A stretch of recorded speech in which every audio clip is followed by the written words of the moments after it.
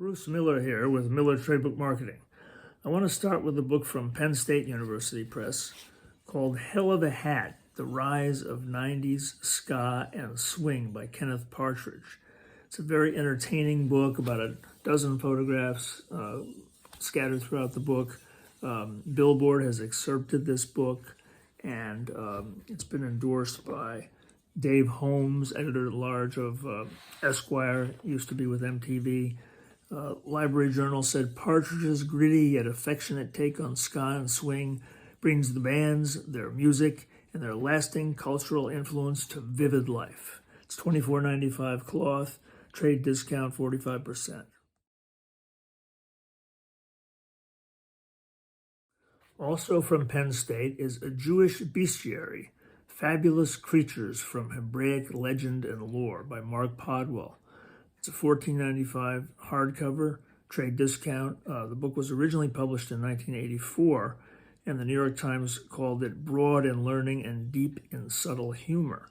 This is an updated edition, has new full-color renderings of 35 creatures from Hebraic legend and lore.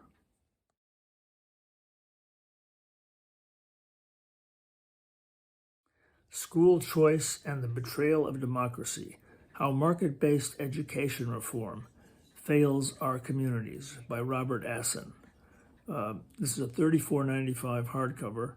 It is a scholarly book, so it's 40% discount, but it's a very persuasive refutation of the sort of Betsy DeVos, Scott Walker kind of approach to education. Obviously, there are other points of view that are quite valid, but this is, I found this pretty convincing, and I think it's an important book on the subject and will get a lot of reviews.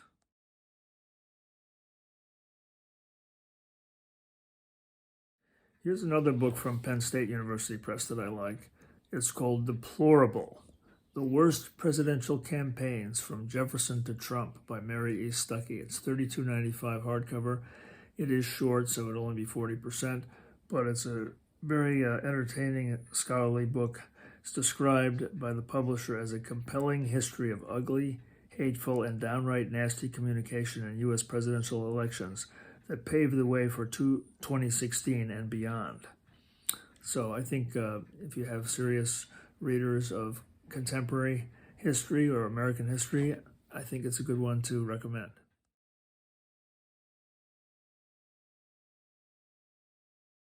Skipping over to University Press of Kentucky and to fiction is a book of linked stories called Drowned Town by Jane Moore Waldrop. And I've just been reading some of this book, and it's extraordinarily well written, and I recognize a really, really powerful talent here. And I've read a lot of fiction published by university presses, and there's always something good, but I think this is extraordinary. It's been blurbed by Ron Rash, Bobby Ann Mason, Fenton Johnson, and Robert Morgan. And Rash says there's a fierce current of remembrance that pulses within these stories, which will not allow a Cumberland River community to be erased by water or time. Because what happened, the book is about, the stories are set. There's this town that's just erased because the TVA wanted to create a recreation area in this part of Kentucky, and they just destroyed the town. All the people had lived there for many, many years. These houses were just knocked down. That was it. Everybody had to move, and they created this sort of artificial new town. So it creates this sort of surreal world for the people that lived there, and she's exploring that in these pages. Some of it's very startling, very moving, but I think it's really a fine work of fiction. If you want to carry something that's really good, you should get it. It's, as I said, it's hardcover, and I'm fumbling for the price. I don't have the price, but it's a hardcover, and it's a reasonable price, and it's trade discount.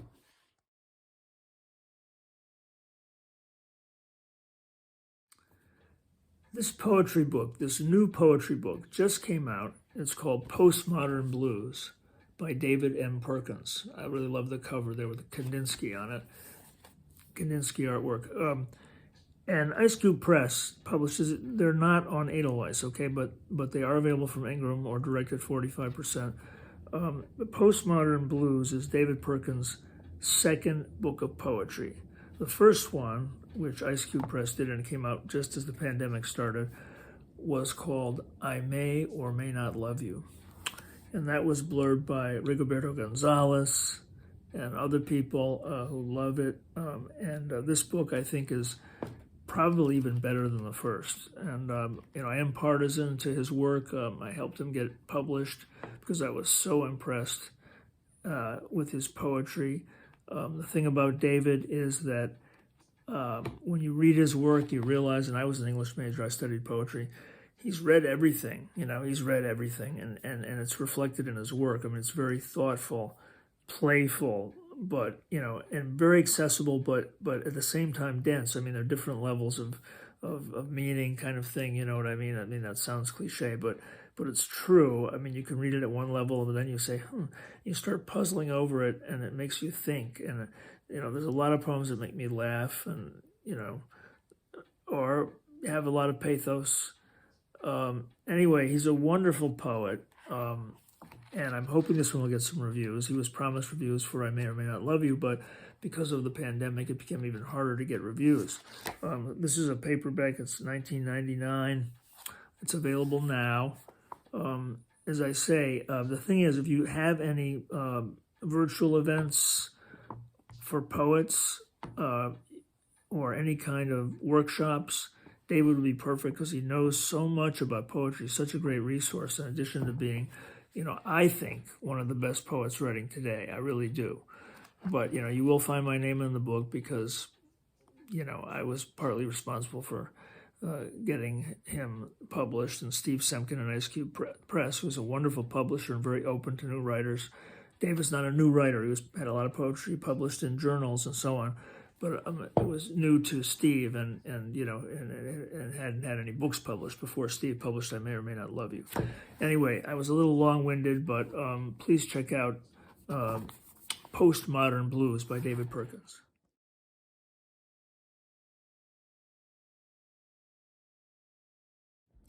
A Press is a major imprint of Springer Nature, and they have many books on technology.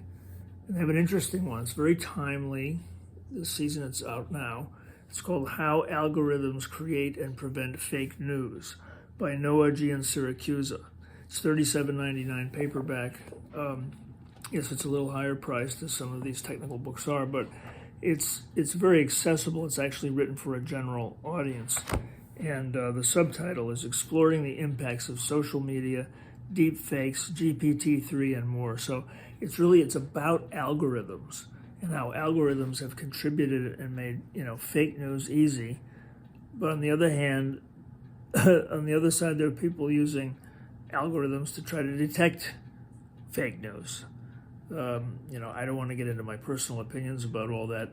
I think it's all very problematic. However, this book kind of explains what's going on in the technology, and the premises that people need to know, especially people in business of any kind, need to know what's going on and how this all works. So I think it's a very valuable book.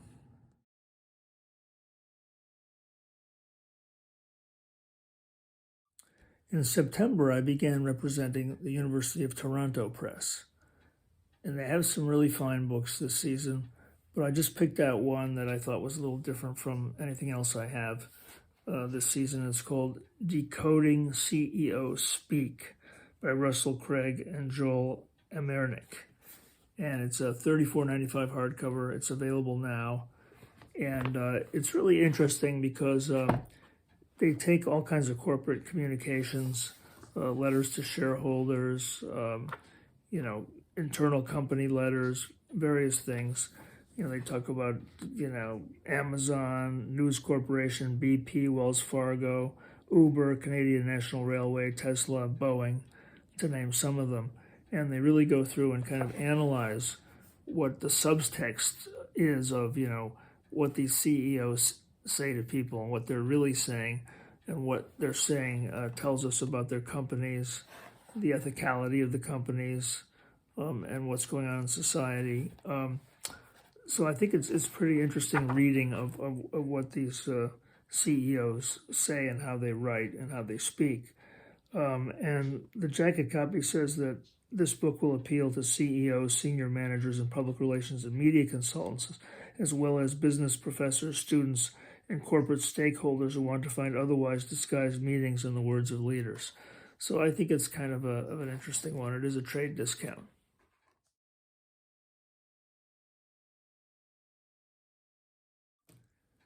The Accidental Reef by Lynn Heasley is a $27.95 paperback. Really a remarkable work of nonfiction.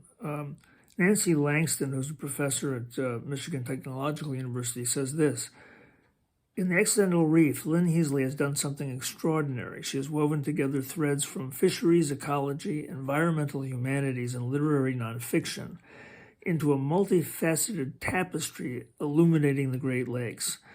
And it's really a very accessible book. It's kind of takes the Great Lakes as they are. It talks about this accidental reef is a collection of coal cinders, waste from industrial production, ultimately, that forms a reef where all these various species of fish are spawning.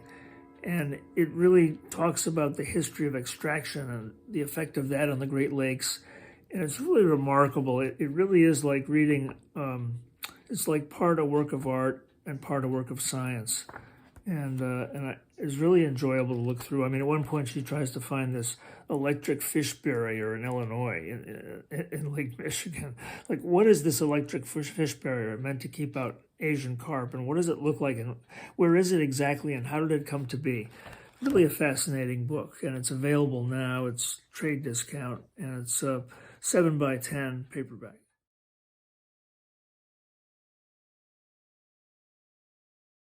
I don't think I mentioned that The Accidental Reef was published by Michigan State University Press. And that fine publisher has also published Laura Apol, A-P-O-L, her new book of poetry, which is called A Fine Yellow Dust. She might be known to you, some of you. She did Requiem Rwanda and Nothing But the Blood, her two most recent poetry books that were quite well received, and I know I did pretty well with them. And this new one, A Fine Yellow Dust, it kind of took my breath away because it really was written in the aftermath of Laura's daughter's suicide. And when I read that, and then I read this poem called Bipolar, I just thought, this is so moving and just about made me, brought me to tears. And I'm going to read it to you. Bipolar. Like you, Daedalus, I made my fledgling ready, mapped for her the promise of stars, crooned their names in her sleep, mentioned only in passing the dangers of heat and water, the risks of too high, too low. Spoke instead of mother eagles, how they teach their young to fly, transporting them upward, letting them go, swooping under to catch them as they fall, until the eaglets take to sky. I wanted it to be true. But flight is a solitary pursuit. I couldn't carry her aloft, nor catch mid-fall. On her own she felt the lift of wind, the hugeness of heaven, the dizzying wrinkles of waves, the interminable plunge to the sea. It's $16.95. It's available, and I hope you'll stock it.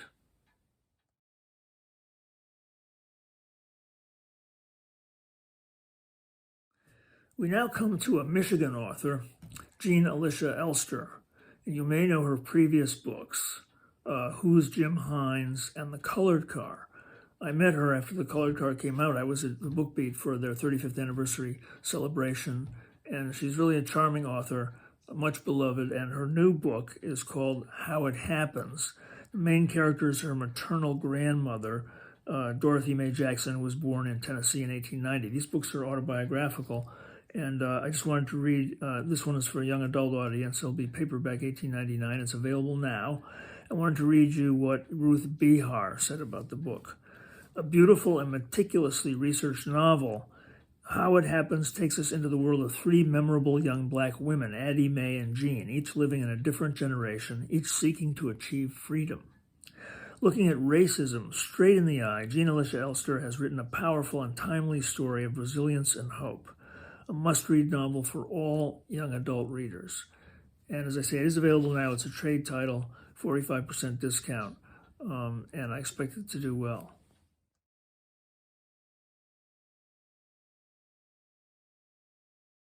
Another wonderful writer published by Wayne State University Press is Jim Daniels. He's a poet. His recent books were Rowing Inland and also The Perp Walk, which I enjoyed, and he co-edited the anthology Respect, the Poetry of Detroit Music, which had lyrics from really well-known songs and then lesser-known songs, and also just by poets. It's really a cool anthology, quite hefty. But this new book is called Gun Shy, a book of poems that kind of focuses on the plight of the working class. It seems rather autobiographical. I mean, it is, but it gives you a larger sense of kind of what working class people have been going through in this country, and I think we are learning more and more about that as time goes on. One of the things that struck me in the book was in the first poem is the phrase, "the soft lies of upward mobility." A lot of wisdom in that. Anyway, this is a $16.99 paperback. It's available, trade discount 45%.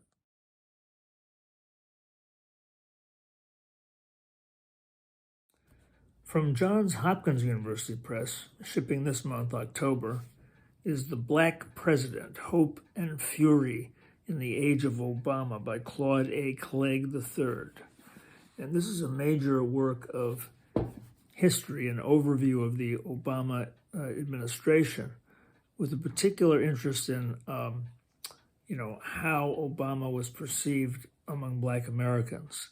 And I think that's one of the things that makes this book unique. I know there's been a lot of books about President Obama, and there will be more. Obviously, the presidential library is just being built now. But I just wanted to read a little bit from the preface of what the author says about this book. As an interpretive history of the Obama presidency in its entirety, this volume situates the former president in his dynamic, inspirational, yet contentious political context. It captures the America that made Obama's White House years possible, while also rendering the America that resolutely resisted the idea of a black chief executive, thus making possible the ascent of the most unlikely of his successors. In elucidating the Obama moment in U.S. politics and culture, this book is also at its core a sweeping exploration of the Obama presidency's historical environment, impact, and meaning for African Americans. So I think it's nearly 700 pages. It's a major work of history.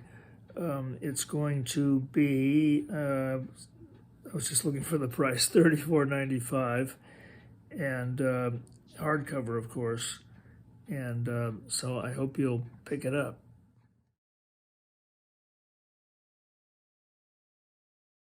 Also from Johns Hopkins University Press is another one of my favorites, What the Amish Teach Us, Plain Living in a Busy World by Donald B. Craybill.